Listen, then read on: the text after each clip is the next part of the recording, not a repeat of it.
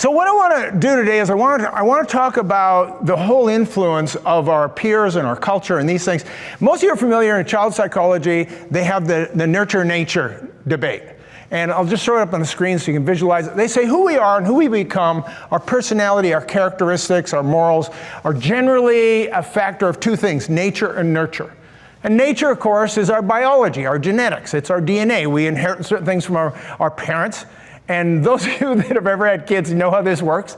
You get this kid that is so much like you, you can hardly stand it. And you didn't do anything to make that kid like that. That kid's like you because he got your genes. That's why he's like you. And it usually drives the parent that's the most like him the most crazy. And so you have that whole thing, we understand that. And then there's the other side of this equation, and they debate as to what is the balance in this, but it's nurture. And that is how they've been raised and how they've been brought up. And the parenting is not the only part of it, but it's a big part of it. It's the parenting, it's the schools, it's the things that they were nurtured in, and that affects the other part of their characteristics and their identity. In 1998, there was an author by the name of Judith Harris, and she wrote this book called The Nurture Assumption.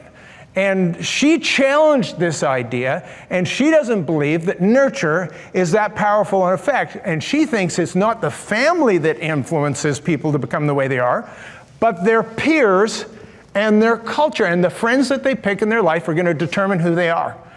And of course, maybe you saw on the cover there that Malcolm Gladwell, the tipping point guy, he was a big fan of this book. He wrote an article in the New Yorker about it. And she basically dismissed the influence of the family, which of course is profoundly wrong. And her assumptions were this, that for example, you have new immigrant families, they come to a country and their children will no longer retain their ethnic accent. And so she's pointing out, see, the family doesn't really matter. And of course, that's not true. If the family didn't have anything to do with it, if parenting didn't matter, why bother? We might as well all give up. And there's lots of science to prove that we do have an influence. But I think she actually has a point.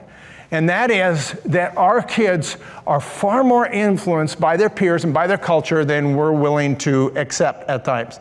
So I've modified it, and I put the paradigm like this. I look at it more like this. Throw that screen up.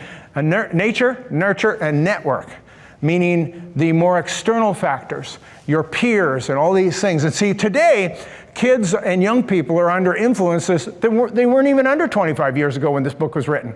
Throw this next slide up for me just to help you with this. So you have the family, you have the parents that are the primary influence. But then there's the friends, which are the peers. Then there's the social media that didn't exist 25 years ago, which if we don't think that affects young people, we need to think again.